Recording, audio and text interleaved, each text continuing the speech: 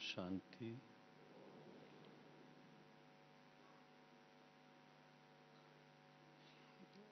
आज बाप दादा के स्मृति दिवस पर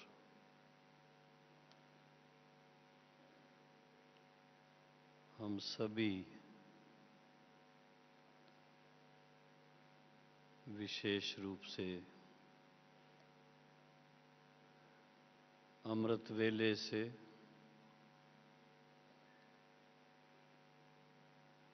एक ही संकल्प लेके चल रहे हैं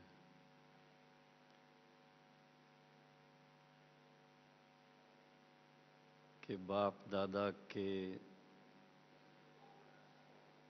अव्यक्त मिलन से पहले सारा दिन मिलन मनाते रहेंगे।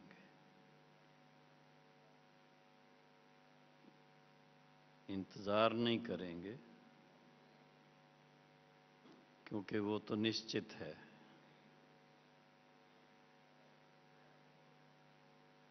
कि बाप दादा हम सब से मिलने आएंगे और आप सभी भाई बहनें, चाहे पहली बार आए हों, दूसरी बार आए हों, अनेक बार आए हों, एक ही लगन मन में लेके आते हैं। दिखावे के लिए नहीं है, लेकिन एक ही मन में संकल्प हर एक के रहता है कि हमने जो ब्राह्मण जीवन को समझा है,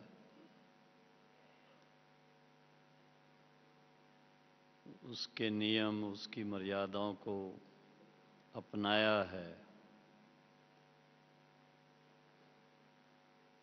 और एक अलौकिक राह पर चल पड़े हैं।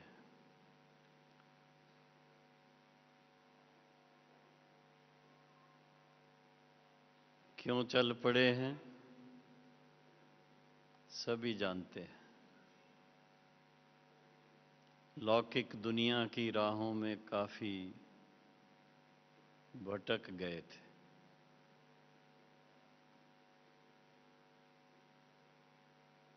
सुख की खोज में, शांति की खोज में क्या क्या करते रहे, सब जानते हैं।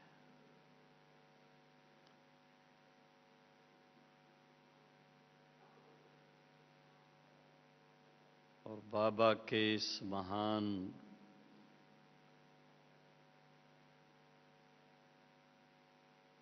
रुद्र गीता ज्ञान यज्ञ का जब पता चलता है कि ये अविनाशी रुद्र गीता ज्ञान यज्ञ वही कल्प पहले वाला रुद्र गीता ज्ञान यज्ञ,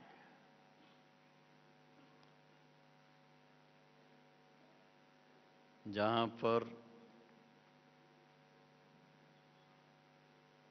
सच्ची गीता का ज्ञान मिलता है,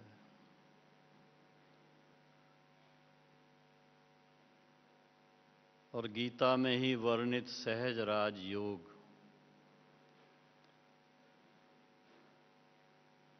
उसका अभ्यास कैसे करना है,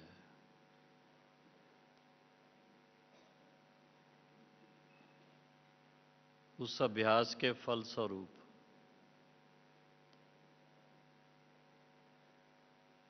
बेहद परम पिता परमात्मा से मिलन मनाते हुए आत्मा के अंदर जो कमी है उसको दूर करना,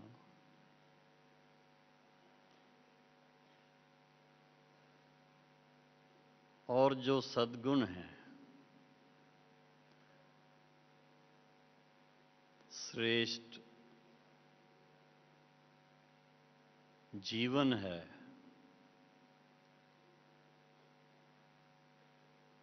जिसमें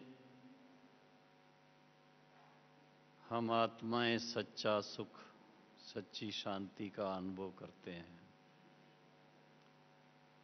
बल्कि एक अद्भुत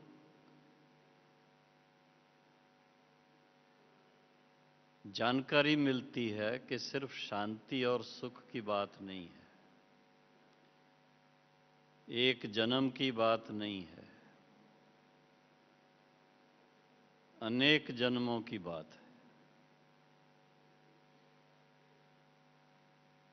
कभी सोचा भी नहीं था, स्वप्न में भी नहीं था, संकल्प में भी नहीं था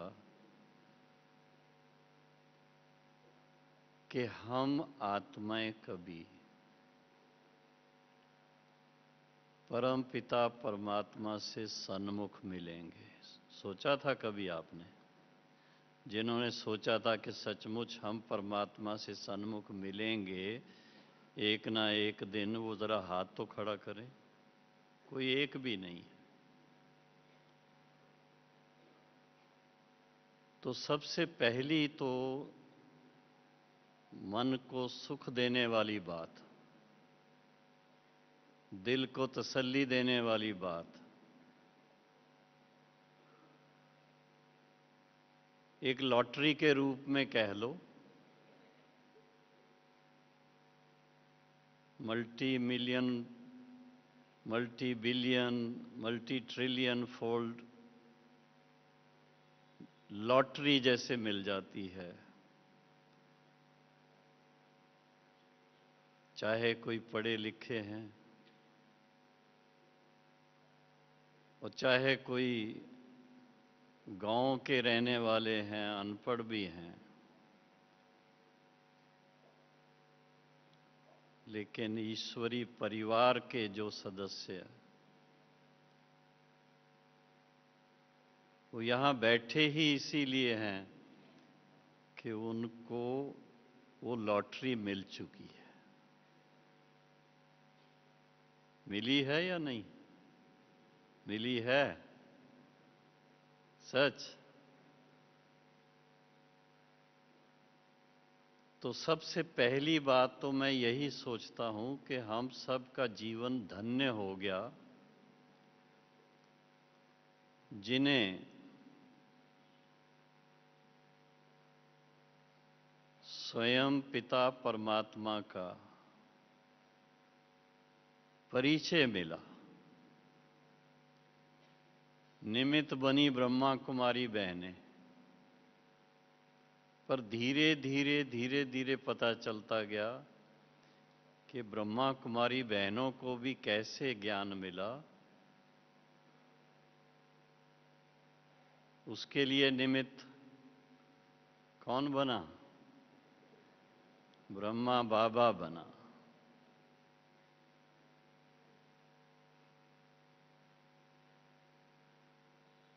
ब्रह्मा बाबा भी कब बना? जब ब्रह्मा बाबा को स्वयं शिव बाबा ने डायरेक्ट अपना परिचय दिया। बाबा की जीवन कहानी जानते हैं सभी। 1936 के शिवरात्रि के समय बाबा को पहले पहले साक्षात्कार हुए थे।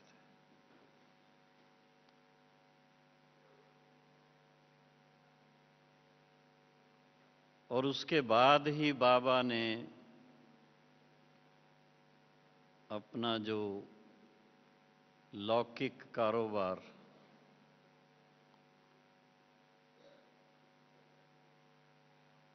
वो छोड़कर अलौकिक जीवन क्या होती है, उसका क्या स्वरूप होगा, वो शिव बाबा की श्रीमत के अनुसार बाबा ने अपनी जीवन एक मिसाल के तौर पर हम सब के लिए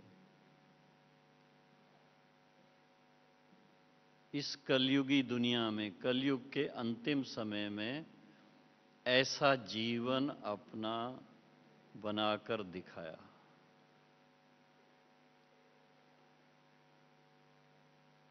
किस आधार से बना? उसका आधार एक ही था। बाबा ने जब शिव बाबा को पहचान लिया, जान लिया, पहचान लिया और उसके फलस्वरूप निर्णय कर लिया कि श्रीमत से ही जीवन श्रेष्ठ बनती है, तो कदम कदम पर ब्रह्मा बाबा ने शिव बाबा की श्रीमत स्वीकार की।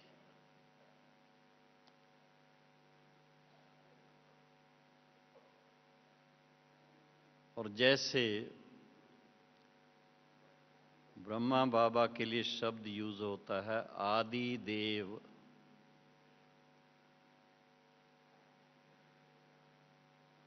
दूसरी भाषाओं में एडम, आदम ऐसे शब्द यूज करते हैं।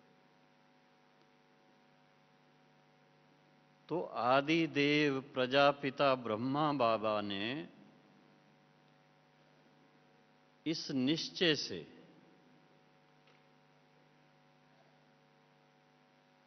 कि जिसका मैंने साक्षात्कार किया है और साक्षात्कार के द्वारा जिसने मुझे रचना और रचता का पूरा ज्ञान अच्छी तरह से बताया है,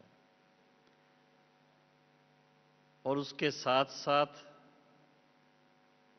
रचना में सर्वश्रेष्ठ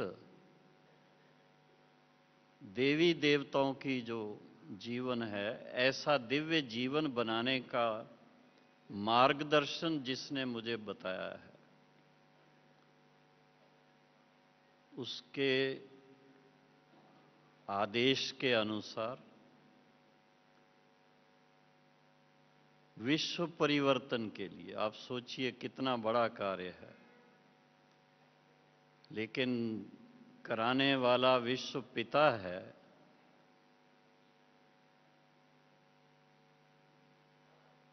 और उनकी श्रीमत पर ब्रह्मा बाबा ने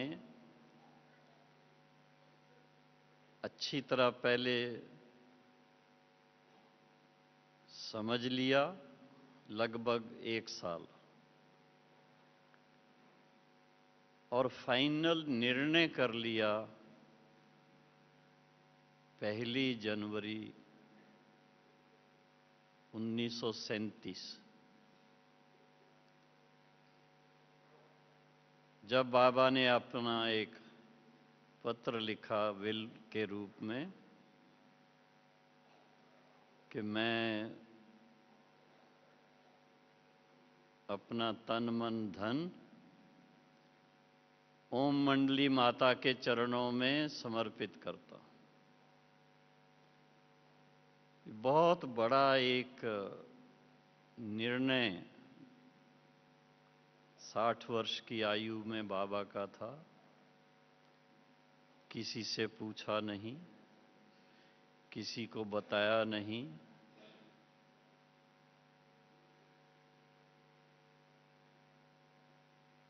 ऐसा निर्णय किस लिए किया? वो बाबा ने जिस तरह का शिव बाबा ने आदेश दिया कि आपको निमित्त बनना है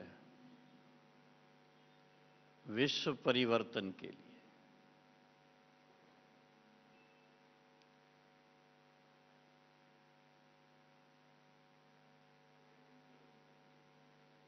तभी ओम मंडली बनी, जिसका ऑफिशियल नाम 1 जनवरी 1937 से प्रजापिता ब्रह्मा कुमारी ईश्वरी विश्वविद्यालय पड़ा।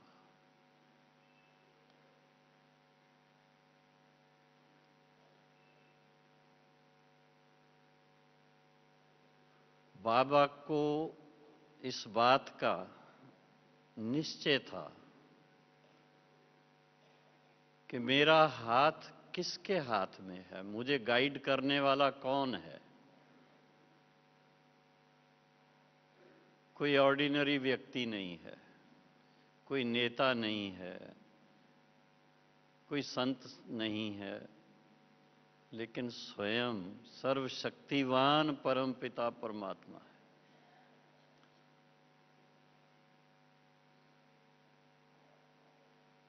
उनके दिव्य अलौकिक हाथ में हाथ बाबा ने दिया तो क्या कहते हैं, एक एक दो कितने बन जाते हैं? एक एक और दो बोलते नहीं है, 11 हो जाते हैं। निमित्त बाबा बना, साथ में शिव बाबा उनको गाइड करने वाला। किस तरह से गाइड किया? श्रीमत का हाथ। श्रीमत का हाथ, इसका भाव अर्थ समझना। आप देखते हैं जब सड़क पे चलते हैं, कहीं जाना आना होता है, तो ऐसी पेंटिंग मिलती हैं इशारा करने के लिए, रास्ता किधर को जाता है, हाथ का ऐसे इशारा होता है।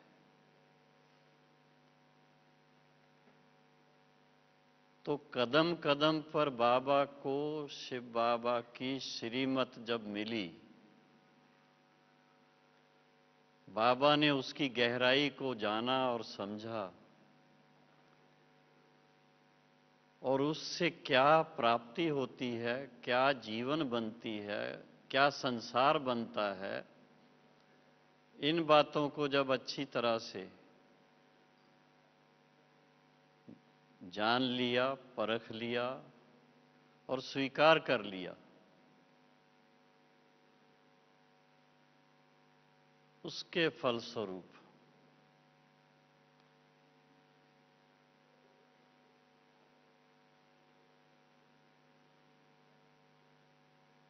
ऐसा निर्णय,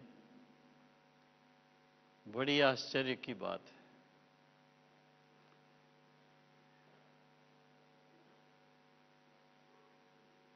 विश्व परिवर्तन का कार्य, उसके निमित्त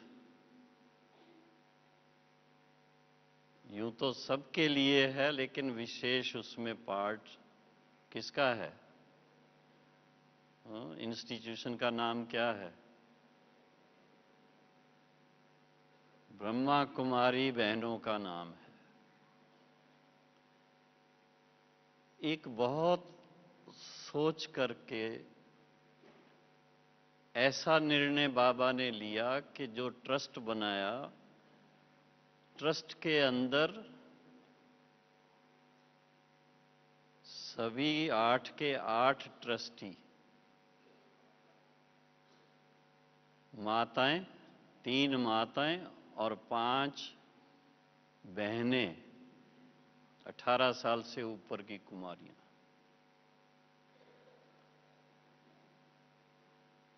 अवश्य उनके अंदर वो योग्यता पाई जिनको उन्होंने ट्रस्टी बनाया।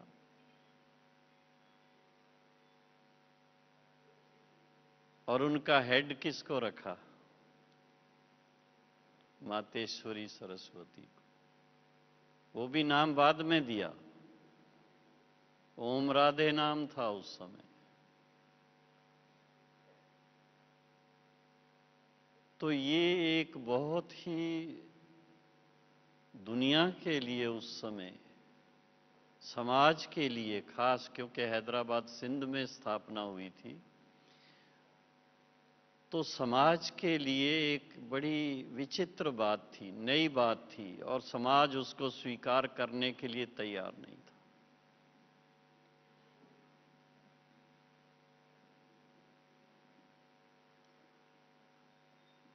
लेकिन कहा जाता है जिसका साथी है भगवान, उसको क्या रोकेंगे? आंधी और तूफान, बहुत तूफान आए। जब आप यज्ञ की हिस्ट्री सुनते हैं आदि की, तो बहुत सारी बातें सुनते हैं। क्या क्या रुकावटें आईं, क्या क्या तूफान आए उस समय। लेकिन बाबा ने एक बल, एक भरोसा, उस एक में ऐसा दृढ़ निश्चय रखा और प्रैक्टिकल हम सबके सामने स्पष्ट कर दिया कि निश्चय में कैसे विजय होती है। कहावत है ना, निश्चय में विजय। प्रैक्टिकली कैसे होता है।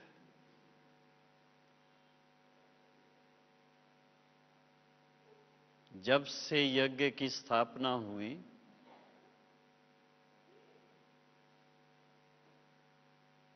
फिर भारत में आकर के सेवाएं शुरू हुई, जहां पर भी गए ब्रह्मा कुमारी बहनें सेवा के लिए जहां भी गईं, देखने में फरिश्ते नजर आते थे, लेकिन लोग लोकलाज की मर्यादाओं को सामने रखते हुए डरते भी थे। लेकिन कल पहले वाले बाबा के जो वारिस बच्चे हैं, उन्होंने उनको पहचाना कि ये तो सचमुच फरिश्ते हैं, देवियां हैं। चाहे मम्मा, चाहे दादियां, थोड़े से भाई भी उसमें थे।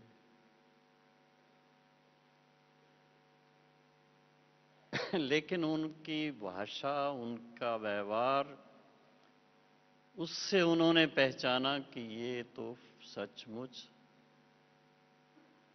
इस धरा पर फरिश्ते हैं।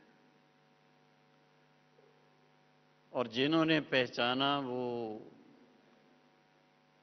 बाबा के वारिस बनते गए। कारवां चलता रहा और सबका साथ मिलता गया।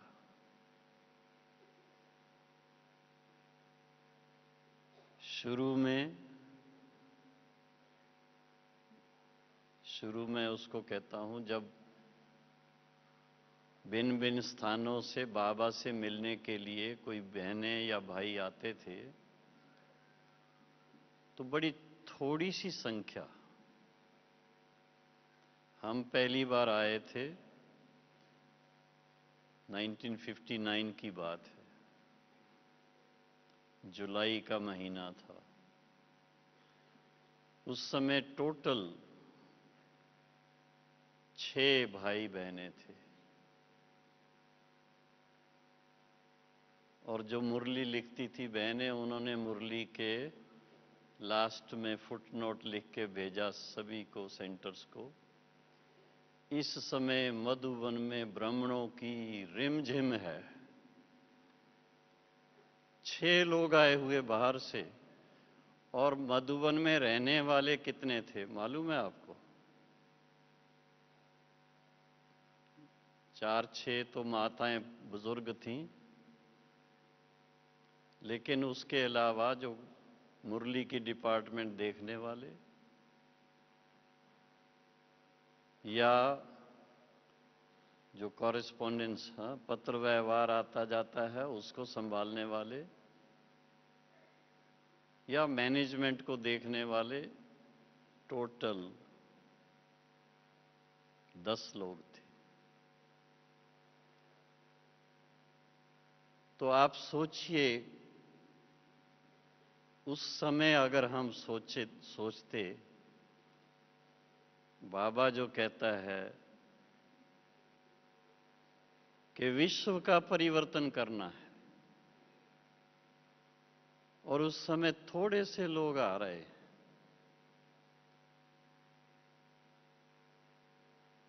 लेकिन बाबा का निश्चय उस समय भी ऐसा ही था। मुरलियां आप उस समय की देख लीजिए, शुरू की, बीच की, बाबा के अव्यक्त होने तक की, वो निश्चय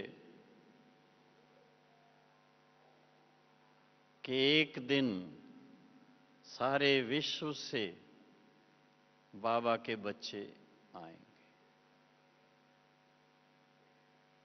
ये दिव्य दृष्टि, ये दूरदर्शिता, ये देने वाला कौन?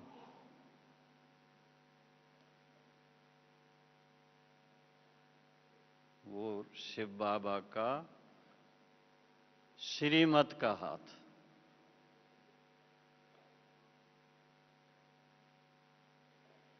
ऐसा दृढ़ निश्चय जो भी भाई बहनें उस समय जिन्होंने ज्ञान लिया, जो आज बड़ी उम्र में हैं, वो भी सभी 60 से ऊपर हैं, लेकिन उनका भी निश्चय कितना दृढ़, कोई हिला नहीं सकता, कोई इधर से उधर नहीं कर सकता, कोई उनको दूसरे और किसी लालच में नहीं ले सकता। बड़ी साधारण जीवन, साधारण पैरवाइश, खान पान भी बहुत सात्विक, लेकिन बहुत कम, लाइट, लेकिन एक धुन सबके मन में। जो भी बाबा के निमित्त बने बच्चे, उनके मन में एक ही धुन, घर घर में संदेश कैसे दिया जाए। बाबा के जो बच्चे कलब पहले वाले हैं, उनको कैसे ढूंढें। हमारी एक, आप लोग इतना नहीं जानते हैं, बड़ी दादियों में से एक छुग्गी दादी थी, बॉम्बे में थी, ब्रिजेंद्रा दादी के साथ, बाद में बड़ौदा में आई। तो वो रोज सवेरे सवेरे प्रभात फेरी निकालती थी। थोड़े से लोग, तो किसी ने उनसे पूछा, आप क्या कर रही हो, इतने थोड़े से लोग लेकर के आप प्रभात फेरी निकाल रही हो? कहती, अब मेरे भाई बहने बहुत गुम हो गए हुए हैं, उनको ढूंढ रही हूं।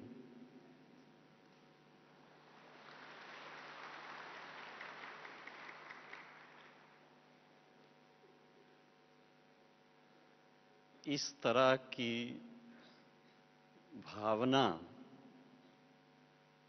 सभी के दिल में थी, और उसी की रिजल्ट है कि साकार बाबा ने जो एक तो श्रीमत दी, जिससे अपना जीवन श्रेष्ठ बना हर एक का।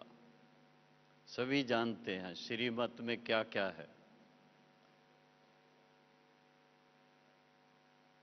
कभी अमृत वेला मिस ना करो, कभी मुरली मिस ना करो, अपने चार्ट पर पूरा ध्यान दो, कर्मों को श्रेष्ठ बनाओ, दूसरों की सेवा का ख्याल रखो, अपनी मन वाणी कर्म पर पूरा अटेंशन रखो। श्रीमत की कई बातें हैं। फिर भी बाबा कहते थे, जो कारोबार में हैं, लौकिक दुनिया की बातें आती हैं, अगर किसी को कोई बात पूछनी हो तो बाबा से पूछे। और बाबा से पूछते थे, बाबा से पूछ करके उसके अनुसार जो भी कार्य करते थे उसमें सफलता मिलती थी। तो बाबा की श्रीमत का जो इशारा है, हालांकि हर एक मुरली के अंदर आप देखेंगे, साकार मुरलियों में भी, अव्यक्त मुरलियों में भी बहुत क्लियर है। बड़ी दादियों की क्लासेस में इतनी गहराई से उसको क्लियर करते हैं, वो बड़ी बहनों की क्लासेस में इतना अच्छी तरह से क्लियर करते हैं, लेकिन बाबा फिर भी क्या कहते हैं, हाँ, माला कितनी बनती है, पास विद ऑनर कितने होते हैं? 8। आप नहीं होंगे, आप नहीं होंगे। 8 की, फिर उसके बाद 108 की, फिर उसके बाद 16,108 की, फिर उसके बाद 9,16,108 की।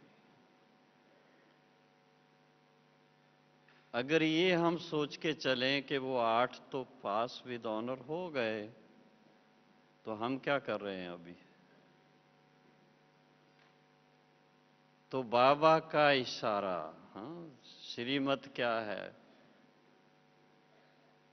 अपनी घोट तो नशा चढ़े। हम क्यों नहीं आए उसमें? जैसा लक्ष्य रखेंगे वैसे लक्षण आएंगे। अगर ये मान के चलें कि 8 और 16,108 तो भाई वो तो बाबा ने पहले से पूरे चुन लिए, अभी हम क्या करेंगे, ऐसा नहीं है। हम हर एक को बाबा ने इशारा दिया है, आप अपना पुरुषार्थ इतना अच्छा करो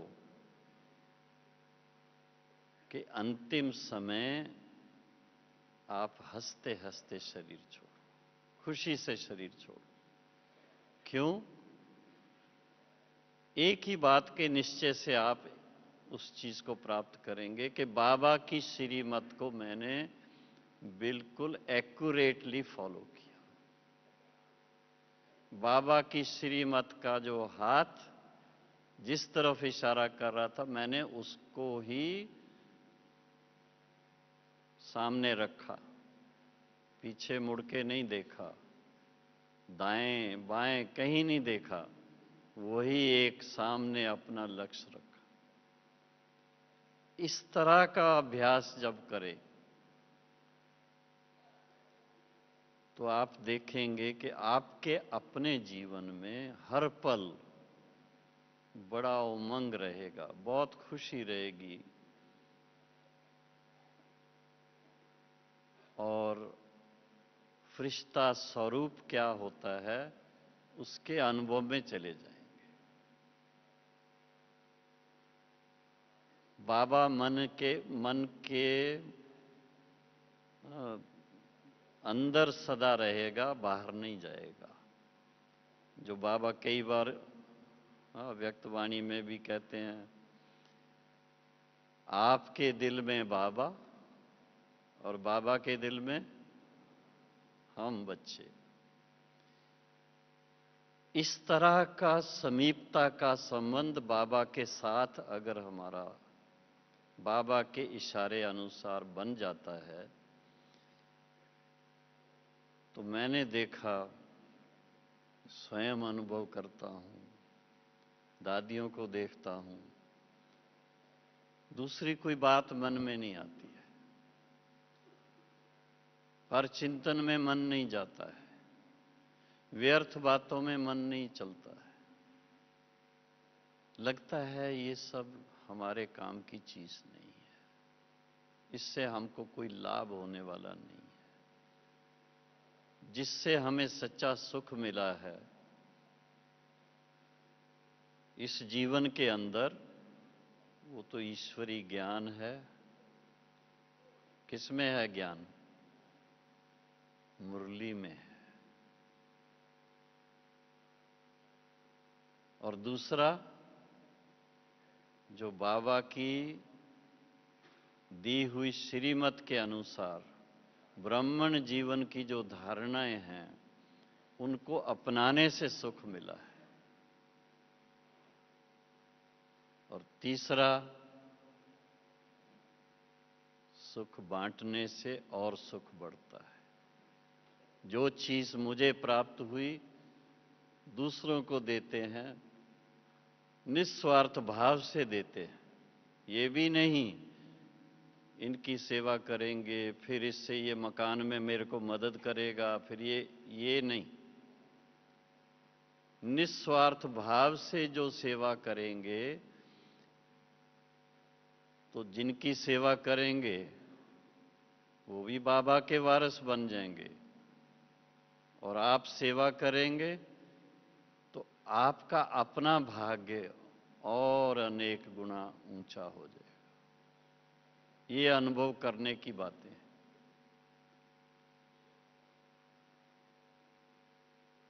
और उसके फलस्वरूप जो हम सब चाहते हैं, जैसे आज का दिन बाबा का अव्यक्त दिवस, बाबा का वायदा है सारा दिन बाप दादा बच्चों के साथ रहे।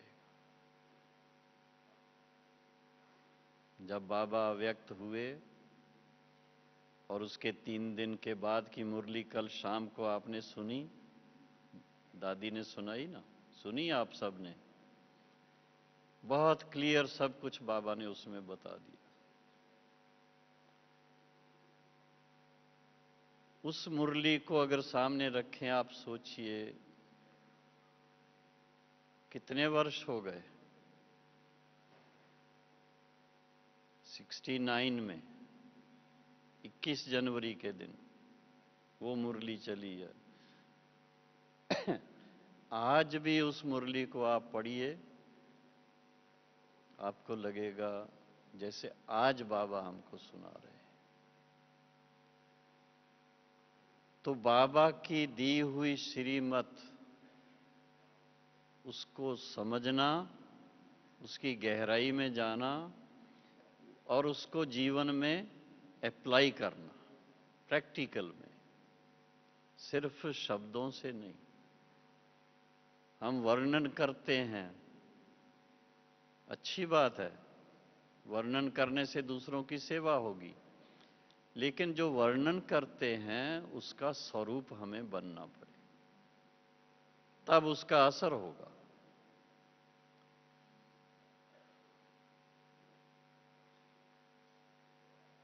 और उसके लिए हर समय बाबा का साथ चाहिए। बाबा ने कहा है, आप जिस समय संकल्प करते हैं, दिल से बोलते हैं मेरा बाबा, बल्कि इतना ही कहते हैं बाबा, तो बाबा सन्मुख आ जाता है, बाबा साथ होता है। बाबा वो अति इंद्रिय सुख का अनुभव कराता है। बाबा वो शक्ति देता है जो उस समय आवश्यकता होती है। बाबा वो टचिंग देता है जो जिस चीज़ के लिए हम कभी कभी सोचते हैं इसका ये करें ना करें, वो क्लियर टच होता है कि क्या करना चाहिए। कदम कदम पर बाबा की मदद कैसे मिलती है उसका अनुभव करना हो तो मोबाइल यूज़ करो बस। हाँ, मोबाइल यूज़ करने का मतलब ये नहीं उसमें गीत भर लो और वो सुनते रहो, वो नहीं। ये जो मोबाइल अभी बताया, दिल से बाबा की तरफ मन को ले जाओ, जिसको बाबा ने कई बार मुरली के अंदर वर्णन किया है, मन मना भव, मन मेरे साथ लगाओ। और कुछ नहीं कहा है, ये नहीं कहा है कि भोग बना के मेरे सामने रखो तब मैं आपसे बात करूं, नहीं। किसी समय भी, कहां पर भी। इसलिए बाबा ने, साकार बाबा ने मधुबन में हर एक कमरे में, हर एक वरांडे में, बल्कि बाथरूम में भी वो छोटे छोटे लिखत लिखवा दी थी, शिव बाबा याद है। क्योंकि बाबा जानता है कि आत्माएं भूल जाती हैं। तो इनको याद दिलाने का ये एक सहज तरीका है। व्यर्थ संकल्प ना करें, शिव बाबा के साथ मन लगे, तो छोटे छोटे वो साइन लिखवा करके हर एक रूम के अंदर लगा दिए थे, हर एक बाथरूम के अंदर भी लगा दिए थे।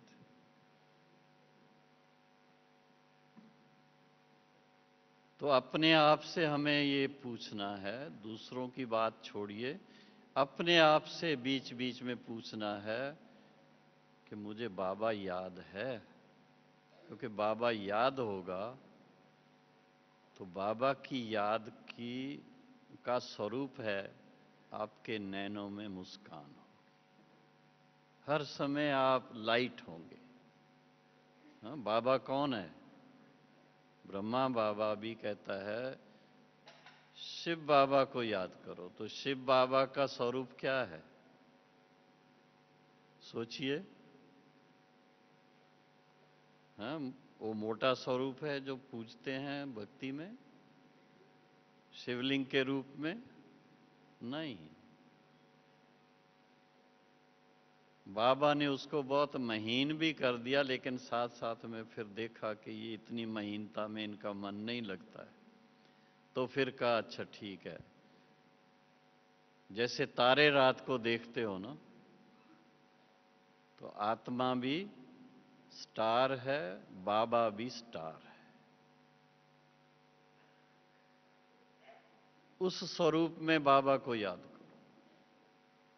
और आप देखिए, ट्राई करके, एक हफ्ता ट्राई करके देखो क्या आपको उससे प्राप्ति होती है। दोनों को साथ देखो, बल्कि तीनों को साथ देख लो। एक त्रिमूर्ति है ब्रह्मा विष्णु शंकर, दूसरी त्रिमूर्ति बन जाएंगे आप, शिव बाबा और ब्रह्मा बाबा। तो बाप दादा के संग का रंग आत्मा पर जब लगता है तो समानता में आते जाते हैं। और जितनी प्रैक्टिस करते हैं, जितनी प्रैक्टिस करते हैं, जितना अटेंशन रखते हैं, जितना ध्यान रखते हैं, साइलेंस में जाते हैं, मन उस तरफ जाता है, उसके फलस्वरूप पता लगता है कि शिव बाबा क्यों कहता है मुझे निरंतर याद करो। बहुत उसके अंदर खजाने भरे हुए हैं। ऐसे खजाने जो हम आत्माएं चाहती हैं उनका अनुभव करना, लेकिन उसके लिए टाइम नहीं निकाल पाते। कभी ट्राई करके देखो अच्छी तरह से। जैसे यहाँ अभी टाइम मिलता है तो बैठ करके अभ्यास करते हैं तो पता लगता है साइलेंस का क्या आनंद है, शांति क्या चीज है, पॉजिटिव शांति किसको कहते हैं, और शांति से शक्ति कितनी मिलती है। तो साकार बाबा ने, ब्रह्मा बाबा ने कोशिश की। हम लोग लास्ट में बाबा से जब मिलते थे तो बाबा अपनी तपस्या में रहते थे,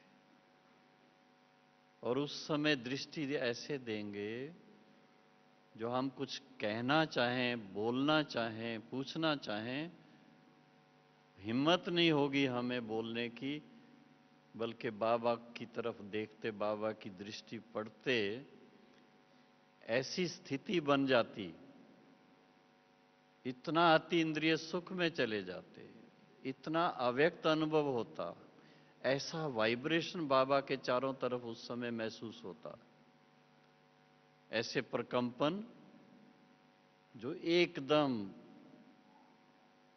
इस धरती से ऊपर ले जाए हमें। दिल होती थी बस बाबा ऐसी दृष्टि देता रहे और हम लेते रहे।